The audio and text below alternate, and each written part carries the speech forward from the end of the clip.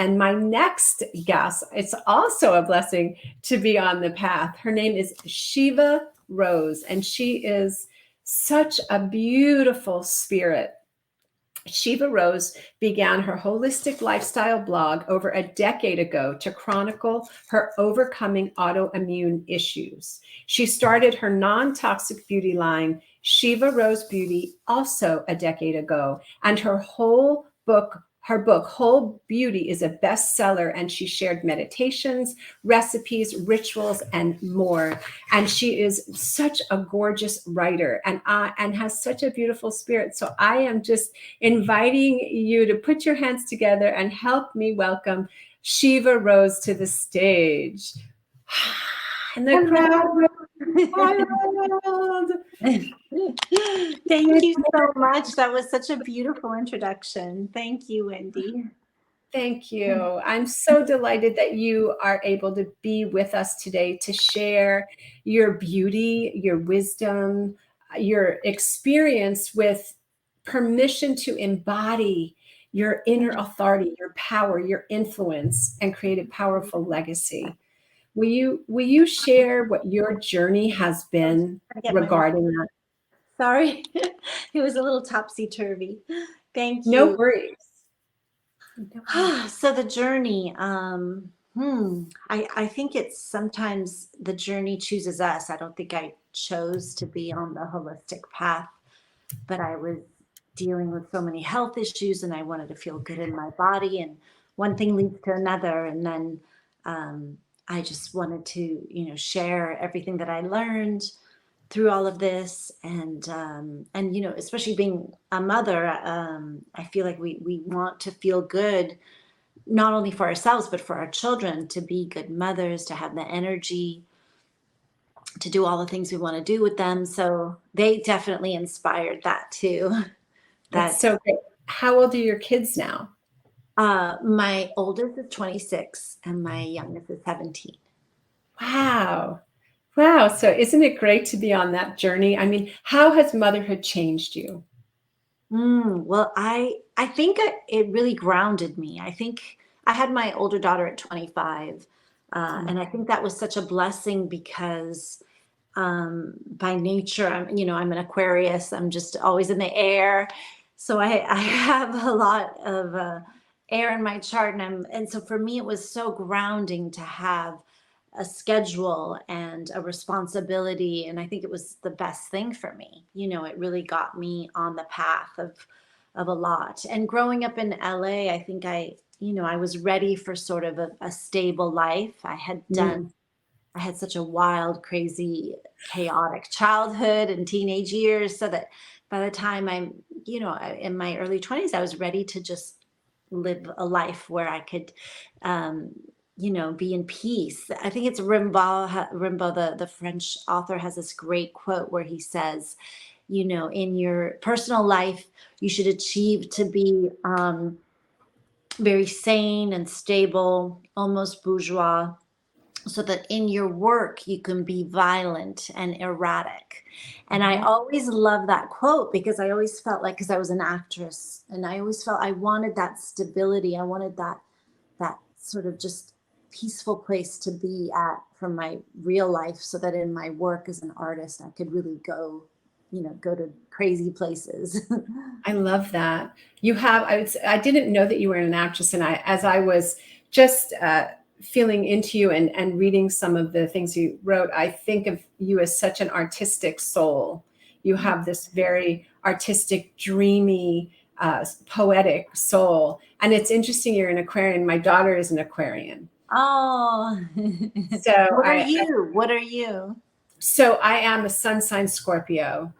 Okay, wonderful. My mom's Scorpio too. It's an interesting, and my moon is Scorpio. So that's a great, because Scorpios like to go deep, right? Oh, They yeah. like to uncover everything. And the thing is, it's actually a good match because Aquarians are so mental. So you actually probably have someone good to bounce things off of. It is. And it's so fascinating. I had somebody do my chart. They do something called real sidereal, which is very different. I've done Vedic. I'm a different sign in Vedic. I've done the real sidereal. I'm a different sign. And so it's fascinating to me because I've had astrologers say to me, you're not a typical Scorpio. And I'm like, okay.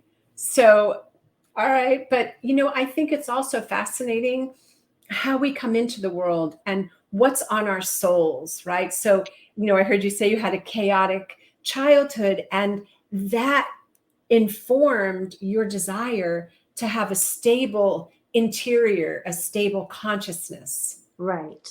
Definitely. Yeah. Yeah. And It's you're almost like you don't know unless you've had the other extreme, right? exactly. And what made you decide to move from acting into, was it the autoimmune issues that It was part of it. I was getting divorced, and I was raising these two little girls, and acting is so difficult on the soul. Also, travel. So it kind of was decided for me, and I never thought that I would not act. However, it was just it just made sense. I wanted to get closer to nature, so I started to grow my own food, and I started to teach my children in the Waldorf tradition, which was, no media and connection to nature. So all these things led me to start a blog on holistic living called The Local Rose. Um, and I decided, back then, this is pre-Goop era. right, exactly. This is The OG, the OG. but it was not popular. It was not like something. And I think, there was this wonderful man who helped me build my website, and he's like, even if you have one person, even if you have two people, that's all, just try to reach them. And it was such great advice, because that's how it started, just documenting my life on a healing journey. All the autoimmune stuff came back after the divorce. Trying to uh, find a way to earn money, raising these two children. So I started the holistic lifestyle site, and then that led to my beauty line. And, one thing led to another. And it's almost like the right timing too. I always say, I think there was a synergy happening in Southern Los Angeles, Southern California at that time. There was just this energy where the wellness movement sort of just was taking off. And I feel very happy that I was in the right place at the right time too. Yeah. Well, you certainly share wisdom so generously and so beautifully. The way that you write it just touches my heart. And you have, it's information and inspiration at the same time. We have a mutual love for bodily autonomy and health sovereignty, and also, woman life freedom. And and it's so interesting how we find each other. It's really that energetic. It goes out and it's like, Yes. part of that same soul family with a desire to be more of ourselves, Mm-hmm. and then be that for our children.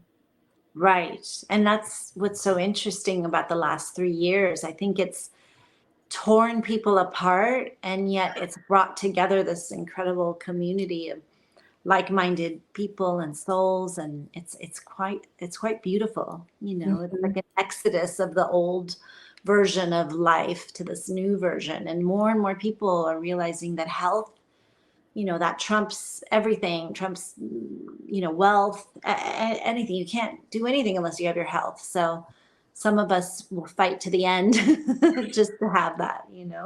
I really agree that I went through, I think it's an autoimmune issue actually, but I went through, in 2008, I was diagnosed with something, and it turned my whole life upside down. I mean, there were so many different things going on, and I had already been on a health journey from the time I was in my 20s, but this took it to a whole different level. And I absolutely agree. Without your health, health is wealth. Now, yes, having, the finances to allow you to go to different healers and different options makes a huge difference. And just like you started teaching your daughters about health and about nature, there's answers in nature, and you created this beautiful line of products.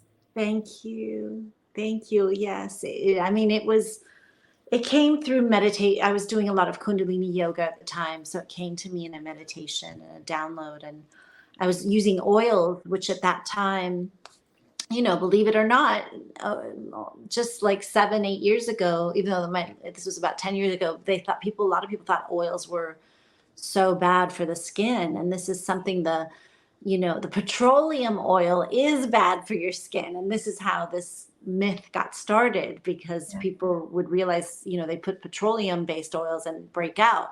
Yes, that's terrible. However, if you go into Ayurveda or Persian or other cultures, they oil their skin with beautiful, pure oils. And so it started because I started a face oil 10 years ago, a rose face oil that I was making for myself. And I would gather the things from health food stores and create it. And then in Kundalini download, it came to me that this was my next endeavor. So I love that story. And I love Kundalini. I started doing Kundalini yoga in 2000. And I started teacher training, and I did not complete it, but just the practice, not the teacher, but the information and the way that it works with my nervous system. And I believe a lot of other people's is so profound. So profound. Yes. Yeah. I always feel it's like people do a lot of plant journeys and ceremonies, and nothing opposed to that. However, I think Kundalini, it's almost like, I've heard this metaphor where they both get you to the top of the mountain. However, Kundalini, you're hiking up that mountain.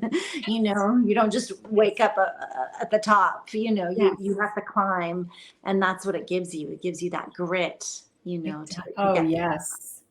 Well, it's so funny. I don't know if you thought about this, but remember, and I think what he does is great. But Wim Hofer, how he's doing the cold dips, yes, and in Kundalini yoga, that's been around for so long. You take a cold shower. Oh yeah, definitely. Right, and it was cold before him. Yes. Yeah. So it's so what is so fascinating is so many of the old ancient ways are universal. They come back. Cold shower, Kundalini yoga, but the yogis have been doing that for centuries, and then it becomes very popular. We have the quantum physics is validating what the mystics knew since the beginning of time, and it's great. It's so great. Meditation, when meditation first happened, I mean, I've been meditating since the 79, 80. And when that was like, those were the weird people that meditated. And now it's like, how can you go a day without meditating? Right. Well, I think the system is broken and enough people are desperate. So like the tide is changing. I really do believe that. I believe that, people are realizing that, you go to Western, not all the time, but usually an allopathic medicine will just be a Band-Aid. It won't get to the root cause or the cure. And now people are searching, whether it's meditation to release anxiety and depression and, all those things, or parasite cleanse, because you have digestion issues and you want to find out why. So you get to the root cause, and the root cause is always like, mold, parasites, things for autoimmune. You get to the root of it. And I think now finally as a society, we're like going, well, wait, what caused it? Like what caused it? And being me with my inquisitive nature, I've always been like, well, why? Why did this happen? Why did I get lupus? Why? Yes. So I think as a collective, we're finally waking up to that. Mm-hmm. And I know you live in a particular part of the country where there's a lot of people that are asking questions, right? Yes, I did. I'm part of the exodus that moved from California to Texas. Yeah. And it's lovely. I love it here. I feel like it's, the last remnants of America almost, where you're just like being that you can drive for miles and not see a billboard. You drive for miles and it's got that feeling of anything's possible. Oh, I love that. We sure need a lot of that. Yes. We need a lot of that. Anything is possible because, if anybody's watching and you are, and you have become captive of mainstream media, I think Shiva Rose and I can just like invite you to widen that lens a little bit and, go, Get to the root cause. Who pays for that? Yes. When people send me stuff, I go, okay, let me research who's paying for that paper, and then sure enough, like just research who's behind it. It doesn't take much nowadays. I mean, this is the instrument, right? That it's definitely dark in some ways, and yet it can also lead to light, like anything, like any medicine. Yeah. So we have at our disposal, we can research ourselves and find out who's behind anything. Yes. Just go past the Google firewall. Right. That's Right. true. Right. Go past DuckDuckGo or something. Exactly. Go past the first 2 pages on a Google search and it will lead you to those places. It's just like Bobby Kennedy running for president and being one of the most brilliant, one of the most heart-centered, one of the most incredible humans on the planet. And mainstream media is not covering him. They've tagged him, or his tagline of what he is. Which is so not true. Of course, he was an environmentalist, decades fighting for our rivers and our oceans. And yes, he's definitely, I mean, that's my vote. And it makes me happy because I can be a Democrat again. I was sort of like, what am I? I'm an orphan Democrat right now. I'm a libertarian or an independent, but now I can be a Democrat again. Yes, you just reminded me. I've got to make sure to switch my party affiliation so I can vote for him. Because a friend of mine recently told me that if you are registered as an independent, then you can't vote for I did not know that. I didn't know it either. I was like, thank you. Point taken. I will do that. I just stopped voting, which is so against my nature, but I just got so disillusioned with the whole system. So I just didn't vote the last time, Yeah. It's such an interesting time to be alive. And it's such an interesting time to be awakened, not woke. Yes. Not Big woke. difference. Yeah. But awakened. And as you said, the invitation to research when you receive something. I have this conversation often with my daughter. I don't know if you have it with yours, but the kids have been so, and this also upsets my daughter when I say this, but I know this to be true. They've been so indoctrinated between Snapchat and TikTok and Instagram and the particular channels that they're on, that they're not receiving the full information. And so my daughter will say something to me and I will ask her what you just said. Who funded that? Yes, I know. And in a way, it's mind boggling that you and I are the rebellious ones at our age. I'm always like, wait a second. You guys are supposed to be rebellious. You're supposed to go against the norm. So whatever the norm is right now, hopefully you're against it because it's so something wrong. It's wild. It's such an interesting time. I remember my daughter and I went to a concert. I think she was still in high school. I'm trying to remember what it was.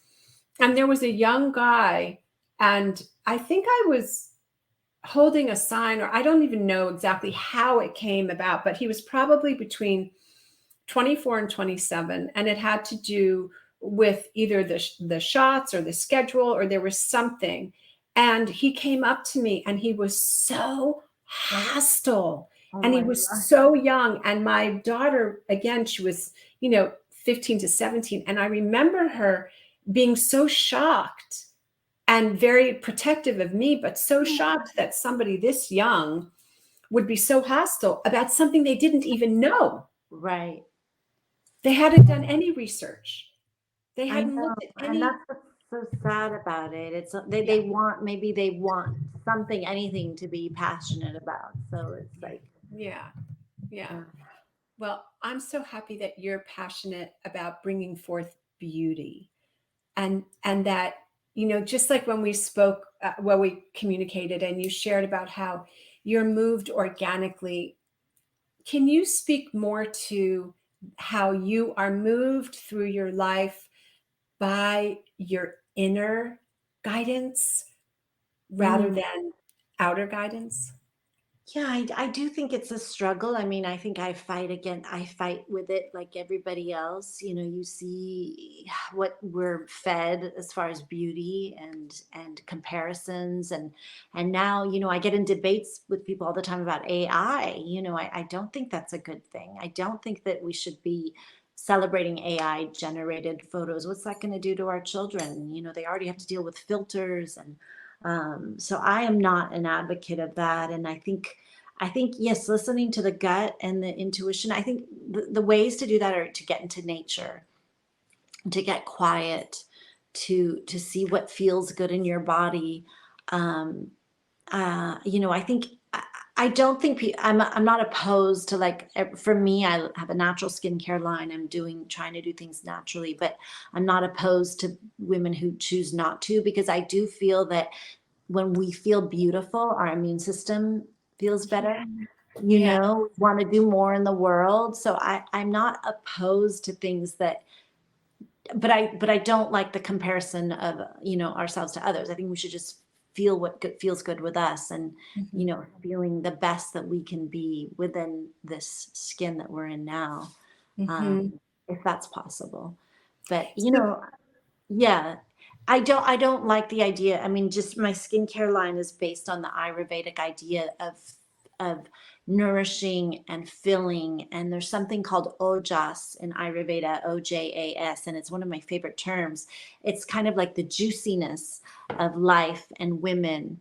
And some of the ways you get ojas is by amazing tonics and mm, teas and hibiscus and shatavari, which is a beautiful root for women, oils, ghees, butter, juicy fruit. mm, You know, so when you go down this realm, then you see like, oh my gosh, that's such a difference from the Western idea of like, let's strip it, let's bleach it, let's, you know, let's erase it, let's diet it, let's, you know, and let's spray it. let's spray it. Like for me, like a woman who's like, okay, maybe like I'm personally 10 pounds heavier than I was, you know, in my 30s and 40s, but I feel more vital. I feel my hormones are stronger. I feel more like luscious. Whereas like, you know, when I was an actress and I look at pictures and yeah, my face may look more chiseled, but I was thin and gaunt and, you know, I mean, there's a balance. I don't think we Yeah. should be overweight either. I think we have to find Yeah. that balance for us. Like, where Mhm. does the O just feel good? Mm, I love that. And I Yeah. love the word luscious, Yeah. right? Yes, It's gotcha. it it's so full. It's do you have Absolutely. something? Oh, yeah, I have my book here called Whole Beauty, and Oh, it has all sorts of recipes and meditations, and it talks about how I overcame, you know, the health issues and divorce and raising my daughters and some Waldorfs. It just has everything. It's like a Bible. So if anyone wants some more information on that, this is a good one to it's a beautiful book. You know what, Shiva, I think I actually got that book. Oh, I think I got that book several years ago. It's a yes, right? it's a couple years old now. Just Yes. it's so when I saw the cover, it just reminded me and I'm gonna look for it because what you offer, what you're offering is the way for women to internally give themselves permission Mm. to own themselves, to embody themselves, to make their own decisions and choices, and decide again and again to come back to it. I Yeah. love that word luscious. It's so rich and it's so full and full bodied. And why shouldn't we be luscious as we age, not caught up in Oh, definitely. I mean, Dr. Christian Northrup says your 50s are your goddess years, you know, and that sort of lit a bulb in my head too. I was like, yeah, why not? I mean, the women in Peru, they take maca and they are vibrant until well in their 70s. You know, there's no reason why we have to again, it's a narrative that was built on some old paradigm. We're dismantling all that, everything. Yes, let's do it. I love that because, it's so true. We have been enculturated to believe that once you hit 50, as like the best years of your life are behind you. And so just prepare to move into the elder stage, No, I always say like I always say, our children are getting older. We have the freedom that we didn't have.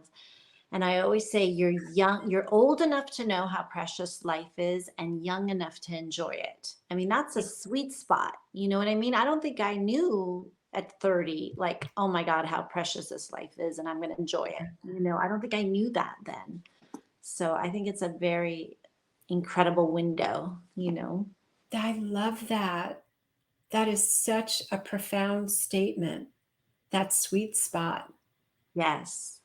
and to Yeah. cherish that. And to cherish that. And if we have health, like, then it's even more reason to celebrate. Absolutely.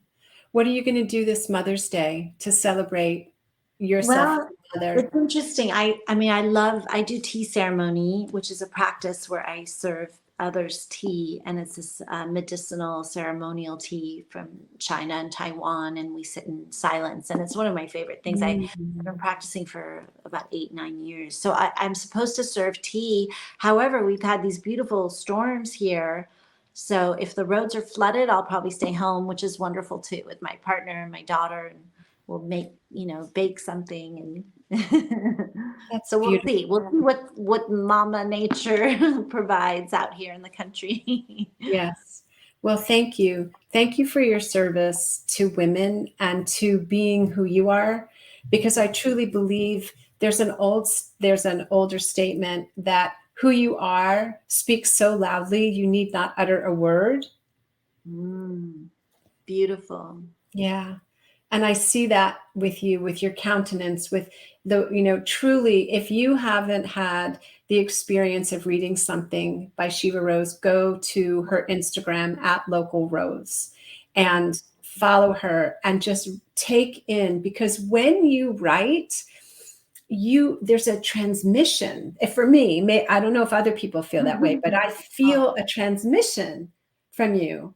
And I'm like, gosh, I would love to write like that. And oh my gosh, I'm so glad that I know her, that I've read this, that I can take this in and feel the depth and the vibratory frequency that you are transmitting through the spoken word.